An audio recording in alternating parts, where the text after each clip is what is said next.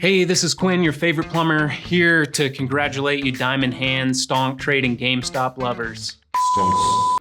Hey everyone, it's Quinn, your favorite plumber, here to talk about how to size your PEX water lines.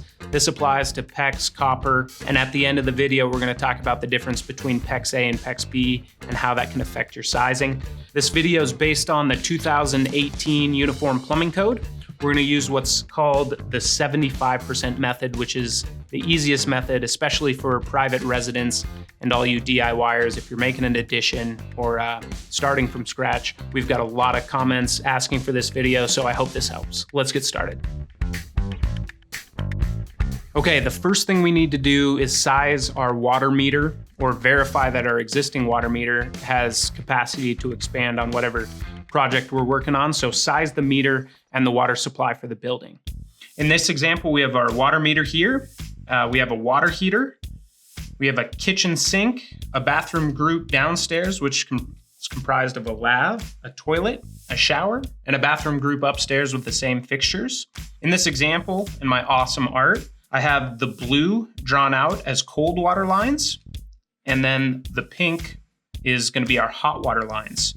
To size the meter, we're gonna need a few things. We're gonna need total fixture units. We're gonna need the developed length of the most remote outlet, the elevation of the highest fixture, and then also the pressure in the system. So the first thing we need to do is calculate our total fixture units, which is essentially how much demand we have on the water system in the house. So each fixture is assigned a value from a table in our code book on how much demand it puts on that system. So we're gonna add those all up. When you're calculating the total fixture units, we're in private because it's a private residence, and we're just finding bathtub, combination bathtub is 4. And then kitchen sink, so sink down to kitchen, domestic with or without a dishwasher is 1.5. One other thing we need to keep in mind is the minimum fixture branch size is listed here. So that fixture cannot be supplied with anything less than what's in this column. So if we're going through this, the kitchen sink is 1.5 fixture units. The lav is 1. The toilet is 2.5. The bath shower combo is 4. And once again, the upstairs one is the same. The lav is 1. This 1.6 gallon gravity flush toilet is what we have in this house is 2.5. And then the bath shower combo is 4. So we're gonna add those up. So the kitchen sink is 1.5, plus the lav is 1, plus the toilet is 2.5, plus the bath shower combo is 4, plus the upstairs lav is 1, plus the toilet is 2.5, plus the bath shower is 4, totaling 16.5 water supply fixture units. The next thing we need to do is calculate the developed length from the farthest remote outlet. So the fixture that's the farthest away from our meter, trace that back along the center lines of the pipes and how far is that away. That's called the developed length. So the most remote outlet means the very farthest away fixture in the house, which in this case is the upstairs bath shower.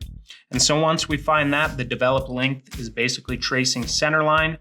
So 10 feet, then it goes up 10 feet, over 5 feet into the water heater, then we're over 10, up 10, over 60, up 8, and back over 2. So that's the developed length of the most remote outlet. We're gonna have to check my math on this one again. 10 plus 10 plus 5 plus 10 plus 10 plus 60 plus 8 and plus 2.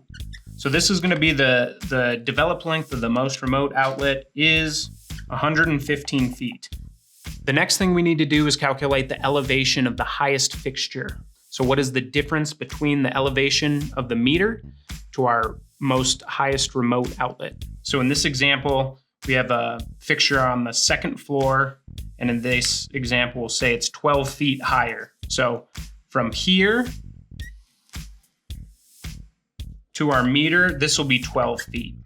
And why that's important is because it affects our pressure. So if your highest fixture is above, basically for every foot of elevation gain, you're losing 0.5 PSI. So in this example, this 12 times 0.5 we're gonna have 6 PSI pressure drop here. Once again, if your meter's above a basement, that'll actually add to your PSI, whereas above is subtracting. So keep that in mind. Next, we need our pressure, or static pressure of our system at the source of supply. If there's pressure fluctuations throughout the day, you're gonna wanna use your lowest pressure. So in your city, if you have pressure fluctuations, make sure you kind of check it during the high demands where everyone's taking showers, and the lowest pressure you see is the one you should use. In this example, we read 60 PSI. So to get the real pressure, we take our reading minus the elevation of our highest outlet, and that is 54 PSI that we will use in our tables. So that's the last variable we need to now start plugging these in. Now we're looking in table 610.4. Okay, the top part is the maximum allowable length. So this is our developed length to the most remote outlet. Our developed length to the most remote outlet is 115. So it's between 100 and 150 here. You always have to round up. So we're gonna be in this column of 150. And then the next thing we use is this pressure range. So our pressure range was 54 PSI. So it's gonna be in this table down here between the 46 and 60 PSI. The next thing we need is the total number of fixture units. We have 16.5. So you'll see here that 16.5 is between 14 and 28. Once again, we always round up. And so our meter will be 3/4 inch and our building supply will start at 1 inch. So the next thing I like to do is to make note of this and jot this down, because we're always gonna stay in this column. Our 1 inch pipe can have up to 30 fixture units. Next up is the 3/4 can have up to 14. And our 1/2 inch line can have up to 4. Now that we've got the size of the meter, verified that, now we need to size each branch of our system. We're gonna be using what's called the 75% method. The 75% method means that if there's both a hot water and cold water supplied to the fixture, we get to use that fixture unit, times it by 0.75 or 75%, and get to use that number to size each branch. Let's start with the hot water. We need to size this section here. We'll start here, which is supplying branch A here. So this shower has both hot and cold, and we have a fixture unit here of 4. And because we're using the 75% method, because it has both hot and cold, we get to times 4 by 0.75, which is 3. And if we take a look back at our notes from our table, 1/2 inch can carry up to 4. So this is okay to run this as a 1/2 inch line right there. One thing to be aware of when you're sizing the bath shower combos is the inlet size of those, of your fill valve. The 3/4 inch fill valve have larger fixture units and minimum fixture branches that you're gonna have to keep an eye out for. Now, working backwards, the next little branch we're sizing is from this T to this lav here. We'll call this branch B, and it is only supplying the hot water here on this lav at 0.75. So obviously 0.75 is less than 4, so that can be 1/2 inch as well. Essentially, as we're working upstream, we're basically looking at what section of pipe, and as we pick up additional fixtures, what is that additional fixture load, and what is the new size that we have to make that pipe. So that's all we're doing, is we're working back, adding on fixtures and increasing the load and checking it against our table to see if we have to increase the pipe size. Now we move back to this section. This section of the hot water is now not only carrying the lav, but it's also carrying the shower. So the total fixture unit at this section is the 0.75 plus the 3. So we have 3.75 at this section. And so 3.75 total fixture unit load on this. And we look back at our notes, is still less than 4. So this is still okay to be 1/2 inch. So basically from this line here is all 1/2 inch. Now we're gonna move downstairs and do the same exercise. Similar to this one, we have a bathtub with total fixture units of 4. Because it has both a hot and a cold going to it, we get to use the 0.75 method. So that is 3. This section is only picking up this bath shower. So the total load of this branch is 3 fixture units. And going back to our table, 3 is less than 4, so we can get away with 1/2 inch there. Then we have this branch that's picking up the hot water of the lav. Since the lav has both hot and cold, we times it by 0.75. So that branch line is 0.75 and can be serviced with a 1/2 inch. So this section from here to here, which has to pick up and carry the lav and the shower, we have the shower at 3 plus the lav at 0.75. So we have a total of 3.75 fixture units, which is less than 4. So that can be carried by a 1/2 inch. Now we work our way back. We're picking up a kitchen sink. This kitchen sink has a fixture unit of 1.5 because it has both hot and cold. We times it by 75% or 0.75. That comes out to be 1.125, which can be a 1/2 inch. Now we have this section here. So this section right here is picking up the kitchen sink, the lav, and the bath shower on the hot water line. Toilets only have cold water going to them. So working back, we have this section is 3.75. So if we add in the 1.125, so that's 4.875. If we look back to our little cheat sheet from our table, 1/2 inch can only have 4 on it. Since we're above 4, we need to round up and supply this branch from here to here is going to be 3/4 inch.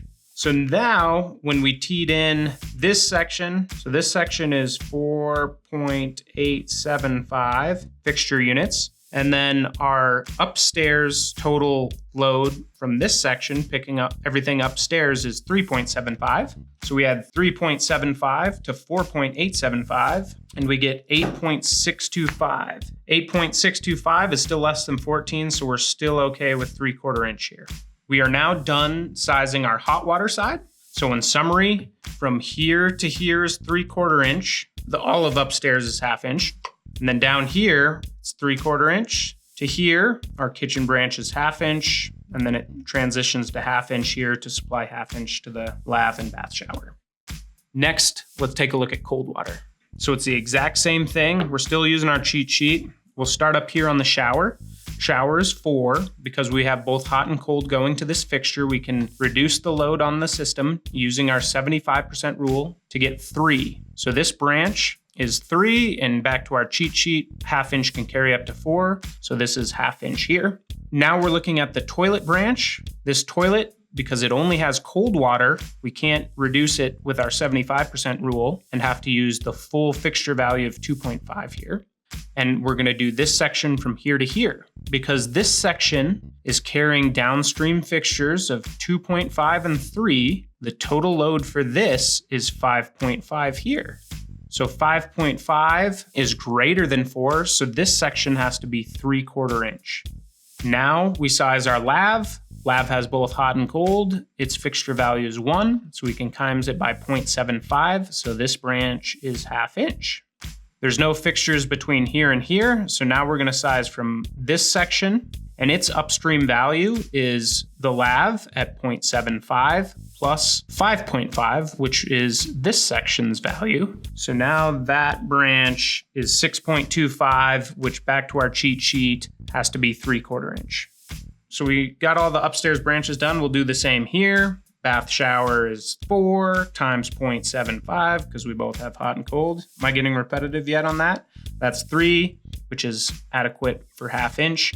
Remember to take a look at the size of this fill valve, because if it's a 1/2 inch fill valve versus a 3/4 inch connections on these tub shower fillers, that changes your minimum branch size. So really take a look at that when you're sizing this. So then we hit our toilet. This toilet branch is 2.5, so it has a 1/2 inch. Remember, we can't times it by 0.75 because it just has cold going to it. This section is carrying everything above 2.5 and this 3. So we have 5.5 on this section, which now has to be 3/4 inch. Okay, now we pick up a lav. So this little branch, lav has both hot and cold, so that's 0.75. That's under 4, so we can size it as 1/2 inch.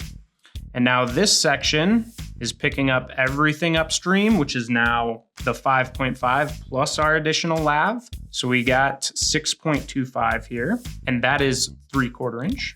Now working back, now we hit a kitchen sink, which has both hot and cold, 1.5 times our 75% rule, 1.125, which can be a 1/2 inch. So now this section is carrying our kitchen sink at 1.125 plus everything upstream, which is 6.25. So that totals 7.375, which is still in our 3/4. Now we're hitting this T that picks up everything from upstairs. So our upstairs load we calculated from early is 6.25, plus everything from downstairs is 7.375, 13.625. 13.625 is still less than 14, but getting very close, so this can still be 3/4 inch. And then when we hit this T, we have to remember that it's now picking up our hot water fixture units at 8.625. So we're adding those total branches from here to the meter, which is 22.25, which is 1 inch. And it's good because when we sized the water supply, we came out with 1 inch, and that kind of double checks it. You'll notice that our 22.25 is greater than our total fixture units of 16.5 because we use the 75% method. So you never have to size over than your maximum fixture unit, but it was 1 inch anyway, so didn't change it there. So now we're done. As I've mentioned, this is how to size universal water lines. So this can be PEX, copper, galvanized, whatever your system is, this applies to it, this sizing method. One comment we're getting a lot of questions about is the difference between PEX A and PEX B, how the PEX B has the insert style fittings and has a little more reduction in flow. When you have a fitting in PEX B, how do we account for that? The answer is there's not a great way to account for it. But what I would do is if you're looking at your line and you're running into a lot of fixtures where that insert style fitting is reducing flow, if you're looking back at sizing these lines, if you're on the border, for example, you're at 13 and 3/4 can hold up to 14, maybe you should upsize that to 1. Or if you're running 1/2 inch and 1/2 inch can have 4 fixture units and you're at 3 already, maybe you should upsize that to 3/4. So there's no exact science to it, but essentially if you're on those borders between the pipe sizes, maybe it's worth upsizing a little bit more. And as always, thanks for watching, guys. Let us know if you have any questions and we'll try to get them answered in the comments. And if you are interested in learning something, post that below. Like us, subscribe, that always helps. And thanks for watching.